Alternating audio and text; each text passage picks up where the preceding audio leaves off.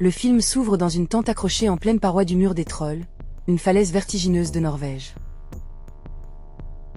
Dedans, 2 alpinistes, Sacha et Tommy. Au réveil, ils reprennent l'ascension. La femme, plus expérimentée, guide son mari. À un moment, elle dérape et manque de tomber. Tout se passe bien. C'est ici qu'elle rencontre toujours des difficultés. Deuxième essai, nouvelle chute.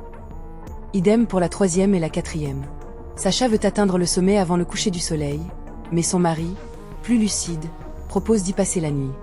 La nuit porte conseil, et là-haut, la météo change vite. Dans la tente, le couple discute. Jusqu'à quand vont-ils continuer à grimper? Ils ne sont plus si jeunes. Mais Sacha refuse d'entendre raison. Rien ne vaut les montagnes. Énervée, elle fait même tomber le porte-bonheur de son mari, sa boussole. Les mots de Tommy ont porté. Le lendemain, face à la météo qui se dégrade, ils choisissent de redescendre. Mais une avalanche de neige et de rochers fait dévisser Tommy, qui chute et se cogne la tête.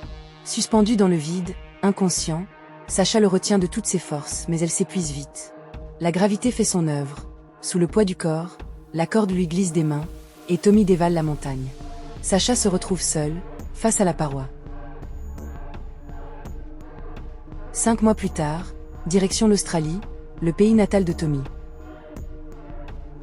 Désormais veuve, Sacha prend la route à travers les grandes plaines, la boussole de Tommy en poche. Sa route l'amène vers un parc national montagneux. Au poste du ranger, on la prévient, pas question de partir seule. Car seul, beaucoup ne reviennent pas. Des gars du coin lui proposent leur service, mais Sacha refuse. Quand les guides insistent, un autre client intervient, Ben. Un peu plus tard, elle lui demande comment se rendre au canyon. Le GPS? Inutile, autant demander à un sourd. Par bonté d'âme, Ben lui explique comment rejoindre l'itinéraire facile. Il lui glisse aussi un tuyau, une descente de rivière secrète. Elle peut choisir elle-même, une balade tranquille ou un défi plus corsé. Facile ou difficile? Le mieux, pour moi. Sacha trouve un coin et s'installe pour la nuit. Des chasseurs la dérangent, ce qu'elle a envoyé balader. Il dépeut sincère, tentant d'engager la conversation. Mais elle préfère s'enfermer en voiture, sa bombe au poivre serrée contre elle. On vient en ami. Leur boulot fini, les chasseurs partent sans pousser jusqu'au conflit. Au matin, Sacha descend la rivière en kayak. En lançant son embarcation dans des passages à dénivelé, elle enfreint joyeusement les règles de sécurité, plongeant dans l'inconnu. Dans une crique tranquille, elle découvre un mémorial improvisé aux dizaines de disparus, ses semblables amateurs de sensations fortes. Discrète, elle monte sa tente au bord de l'eau pour la nuit. Au matin, des bruits suspects la tirent brutalement du sommeil. En sortant de la tente, son sac à dos accroché à une branche a disparu, et un serpent s'est installé dans la tente. C'est l'Australie, étonnant que la faune ne se manifeste que maintenant. Sacha poursuit sa descente.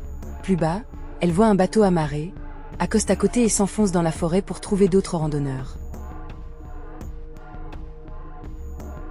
Près d'une cabane avec un feu, elle retrouve Ben, son conseiller de la station-service. Apprenant qu'elle a perdu ses provisions, il propose de partager les siennes, mais l'invite d'abord à déjeuner. Ben lui montre comment il récolte l'eau des arbres. Il lui raconte qu'il vit dans cette région reculée, bien qu'originaire de Grande-Bretagne. Avec son visage, on le verrait bien dans les services secrets de Sa Majesté. Sa mère l'a amené en Australie, et c'est en son honneur qu'il a baptisé sa viande séchée, qu'il fournit au magasin. Sacha raconte la visite des chasseurs. Ben avoue qu'il l'observait, au cas où. Méfiante, elle veut partir quand elle remarque, à son poignet, son propre bracelet, celui du sac à dos disparu.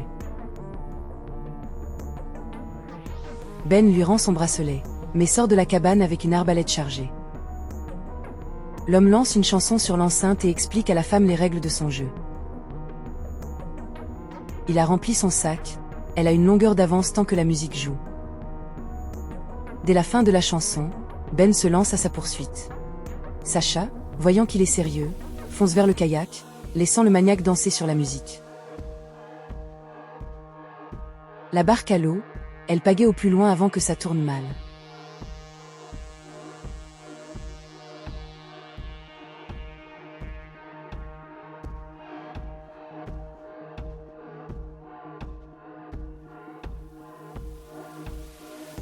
En franchissant un rapide, elle chavire et se cogne la tête contre un rocher. Sacha doit quitter le kayak et rejoindre la rive à la nage. La femme retire ses vêtements mouillés et s'éloigne de la rivière. Entendant des voix, Sacha escalade la falaise pour appeler à l'aide, mais c'est un piège. Un téléphone diffuse des vidéos des victimes de Ben. Le maniaque tire à l'arbalète sur la femme distraite, mais la rate, par hasard ou pour prolonger le plaisir.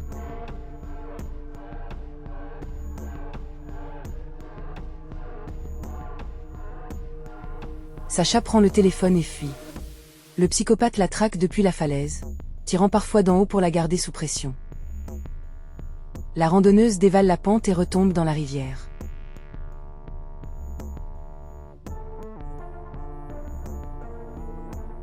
Portée par le courant, Sacha rejoint une anse tranquille où elle peut regagner la rive. Elle vérifie le téléphone, il n'a pas survécu à ce voyage extrême. Fouillant dans son sac, elle enfile des vêtements secs et grignote vite pour reprendre des forces. Puis, jetant l'appareil inutile, la randonneuse s'engouffre dans une étroite gorge jusqu'à une impasse, avec une seule issue, par le haut. Se souvenant de son passé d'alpiniste, abandonnée après la mort de son mari, Sacha escalade les rochers. Au sommet, elle scrute les environs, aux aguets, au cœur de la nature sauvage australienne. Jumelle en main, elle repère le camp de Ben, puis Ben lui-même, filant dans les bois. Le maniaque la voit aussi, sans viseur. Cachée dans une crevasse, elle espère à peine échapper au tueur. Ben scrute la gorge, imite des cris d'animaux, mais ne repère pas Sacha. Une fois le psychopathe parti, Sacha remonte sur la falaise. Elle surveille le camp, vise la barque du maniaque, mais il contrarie ses plans. Nu, il saute d'une liane. L'aventurière décide de nager discrètement jusqu'au bateau. Elle tente de détacher l'amarre, mais son pied se prend dans un piège posé là exprès. Le bruit attire Ben sur place. Il tire le piège par la chaîne, mais Sacha lui asperge le visage de gaz poivré, le neutralisant. Pendant qu'il se rince les yeux, elle tente d'attraper son arbalète, en vain. Ben est plus rapide. La tenant en joue, il ouvre le piège pour libérer la jambe de l'alpiniste. Puis il l'attache, promettant un genre de rituel. Le maniaque rappelle à la touriste qu'à la station-service, il lui avait proposé un parcours facile ou corsé. Elle a choisi la difficulté. Puis Ben la laisse dehors sous la pluie, disant que supporter la douleur est essentiel pour grandir. Endurer la douleur, c'est grandir, Sacha. C'est essentiel. Au matin, il l'emmène sur la rivière. Pour se libérer de ses liens, Sacha le distrait en discutant.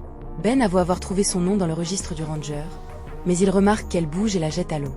Il attache Sacha derrière le bateau et l'oblige à avancer les mains liées, traînées dans son sillage.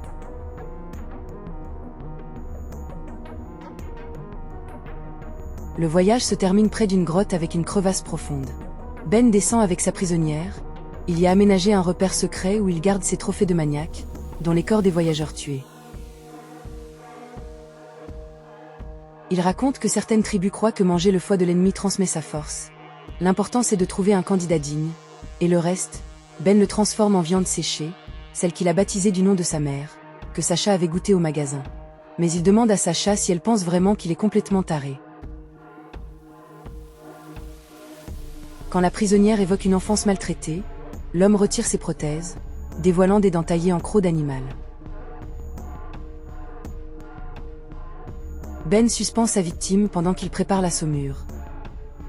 Pour gagner du temps, Sacha l'interroge sur sa mère, dont la photo est près du lit du tueur. Il avoue avoir dévoré le foie de sa propre mère, sa première victime. Sacha, dit-il, finira elle aussi en lui. Dans un élan d'émotion, le maniaque la serre dans ses bras. Elle en profite pour le mordre et l'enserrer de ses jambes. Le treuil lâche sous leur poids et les envoie au sol. Sacha saute dans la rivière qui traverse la grotte, le câble au bras. Ben plonge à sa suite, ayant juste accroché la boucle du câble à son mousqueton.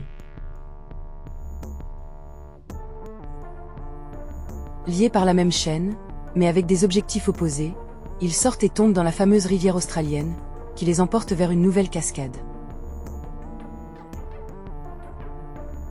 Assommé par le choc, Ben devient une encre mortelle pour Sacha, en se coinçant dans une racine au fond. Elle plonge décrocher la corde de l'arbre, plus simple que chercher le mousqueton du tueur. Forcée de remonter le cannibale à la surface, elle décide de finir le travail de la nature et de lui défoncer le crâne, cette fois avec une pierre. Sans appui, impossible de nager. Sacha rampe vers la rive pour briser ses liens sur une pierre, mais Ben reprend connaissance. Elle tente de le noyer, sauf que Ben, requinqué, prend facilement le dessus. La différence physique entre eux est flagrante.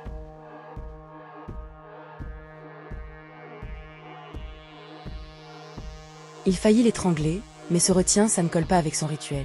Sacha en profite pour se libérer, attrape une pierre et lui brise la jambe. Il lui répond d'un coup sur le nez.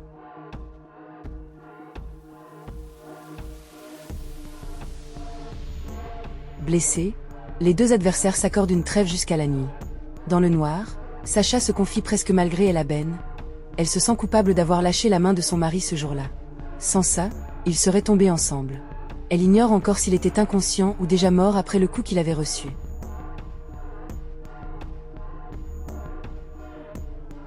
Le lendemain, Sacha et Claire, ils doivent escalader la falaise, où ils meurent tous les deux.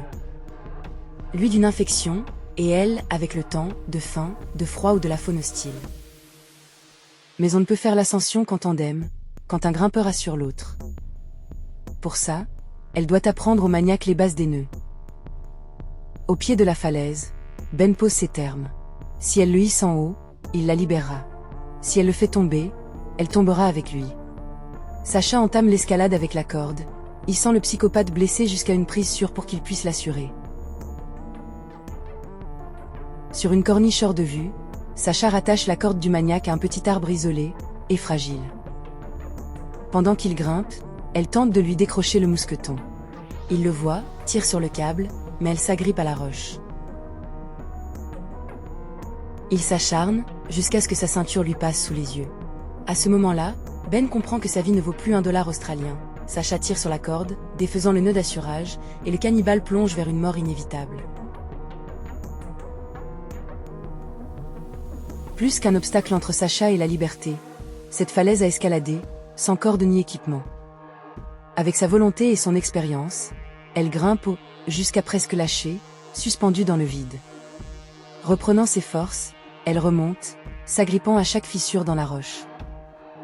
Sa ténacité paie, elle atteint le sommet et s'effondre sur le dos, épuisée, le sourire aux lèvres. Au crépuscule, Sacha marche vers la rivière. En Australie, survivre ne suffit pas, il faut encore rejoindre la civilisation. La nuit, une voiture la prend en stop et la dépose au parking où sa voiture l'attend. Elle signale l'emplacement des disparus au rangé. Un hélicoptère découvre plus de 20 corps dans la grotte. La carrière du tueur est terminée. Sacha part vers l'océan et jette dans les vagues la boussole de son mari, un adieu silencieux, et une façon de se libérer enfin de son chagrin.